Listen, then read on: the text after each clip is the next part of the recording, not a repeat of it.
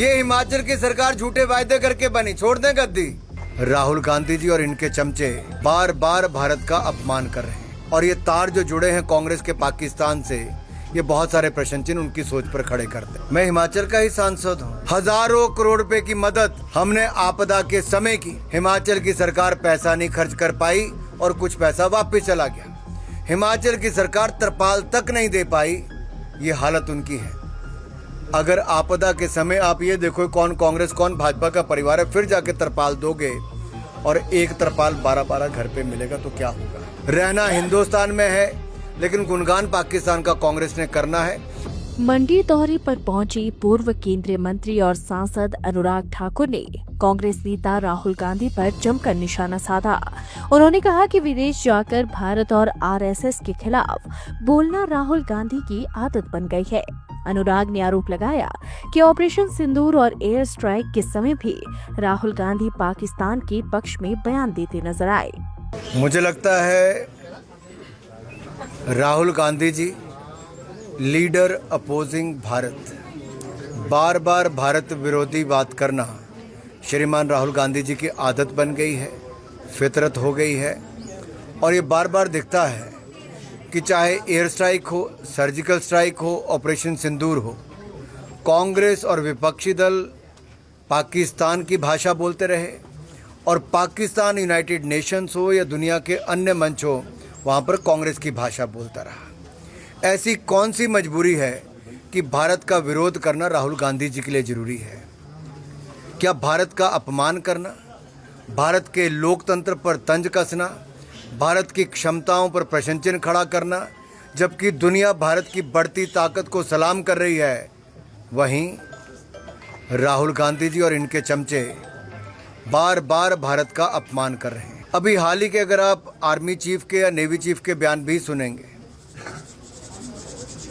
और air chief के भी सुनेंगे तो त्रिशक्ति जो हमारी है, तीनों डिफेंस फोर्सेस, उन्होंने क्या कहा है कि उन्होंने पाकिस्तान के हवाई ठिकानों की, हवाई पट्टियों की धज्जियां उड़ा दी।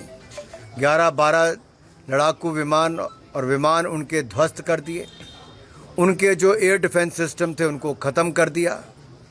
पाकिस्तान जहां करा रहा था, चीख रहा था, चिल्ला रहा था, पुकार लगा रहा था, वहीं पर उनको समर्थन कांग्रेस पार्टी से भारत से मिल रहा था। ये ताना बाना और ये तार जो जुड़े हैं कांग्रेस के पाकिस्तान से, ये बहुत सारे प्रश्न चिन्ह उनकी सोच पर खड़े करते हैं। रहना हिंदुस्तान में है लेकिन गुणगान पाकिस्तान का कांग्रेस ने करना है। इसीलिए 90 चुनाव श्रीमान राहुल गांधी जी के नेतृत्व में कांग्रेस पार्टी हार चुकी है, क्योंकि वो पाकिस्तान का राग अलापते हैं तो भारत की जनता उनको मुंह तोड़ जवाब देती है और बिहार की जनता भी। Inspired by a magical realm, Mriganka by Tanish.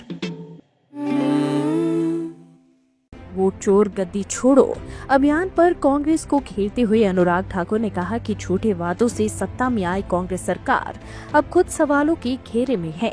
उन्होंने कांग्रेस को वादा चोर बताया। वायदे चोर गद्दी छोड़ेंगे जो झूठी गारंटियां दे के सत्ता में आए थे। इनको तो अपने ऊपर ही नारा ले लेना चाहिए कि वायदे चोर गद्दी छोड़। ये हिमाचल की सरकार झूठे वायदे करके बनी, छोड़ दें गद्दी, कुछ नहीं कर पाए। अरे भाई, SIR पहली बार नहीं हुआ, काफ़ी सालों के बाद बिहार में इस बार 22 साल के लगभग लागू हुआ है। और उसमें वोटर्स लिस्ट में अगर कोई त्रुटियां हो, कोई कमियां हो, किसी का फर्जी वोट बन गया या किसी का वोट बनने से रह गया, उसकी प्रक्रिया को पूरा करना है। सुप्रीम कोर्ट तक ने अब कह दिया, सारी जैसे सुप्रीम कोर्ट इलेक्शन कमीशन ने कहा वैसे वो जांच हुई। कांग्रेस पार्टी, RJD और सभी दलों को अवसर मिला कि ड्राफ्ट सूची जो बनाई गई अगर उसमें कोई कमी पाई जाती तो आप बताएं। इन्होंने कोई ऑब्जेक्शन नहीं किया। तो इसका मतलब जिनका फर्जी वोट बना था, ऐसे 50 लाख वोट कटे होंगे और जिनका वोट है उनको वोट मिल गया। तो ये प्रोपेगेंडा किस बात का है? ये प्रोपेगेंडा है भारत की संवैधानिक संस्थाओं को नीचा दिखाना। ये प्रोपेगेंडा है कि भारत की क्षमताओं को कम आंकना। ये प्रोपेगेंडा है कि दुनिया के सबसे बड़े लोकतंत्र और सबसे पुराने लोकतंत्र भारत की संवैधानिक संस्थाओं पर, विशेष तौर पर इलेक्शन कमीशन पर प्रश्न चिन्ह खड़े करना। हिमाचल की राजनीति में अपनी संभावित एंट्री को लेकर अनुराग ठाकुर ने साफ किया कि वे पहले से पार्टी कार्यकर्ता है और ऐसी चर्चाओं पर विराम लगना चाहिए।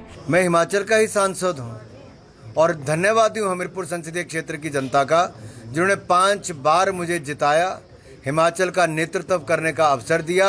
और आज तो मैं अपने ससुराल जिला में मंडी में खड़ा हूँ, तो मंडी वाले तो यहाँ पहाड़ पे खड़े होकर आवाज भी लगा देंगे, तो निमंत्रण की जरूरत नहीं, मुझे तो वैसे ही आना है ससुराल में। प्रदेश के लोग आपको मुख्यमंत्री के रूप में भी देखना ऐसा बिल्कुल ये कयास लगाने वाली बातें हैं और मुझे लगता है मीडिया में और सोशल मीडिया में इस तरह की बातें चलती रहती हैं।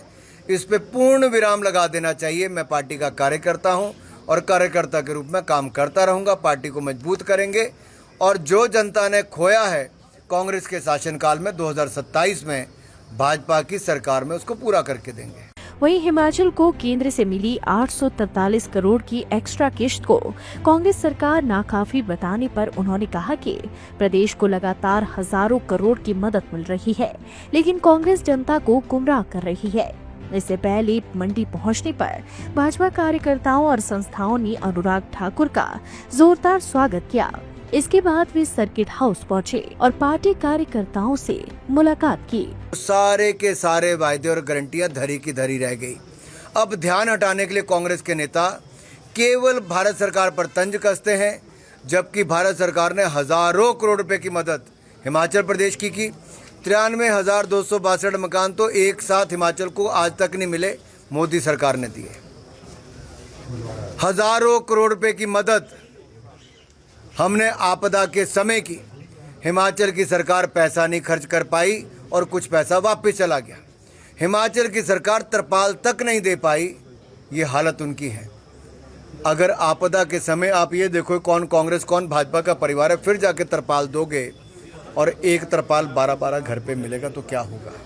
इससे पता चलता है यहाँ की सरकार सोई हुई है और अब जनता का विश्वास उनसे उठ चुका है। लाइव टाइम्स टीवी के लिए मंडी से वीरेंद्र भारद्वाज की रिपोर्ट।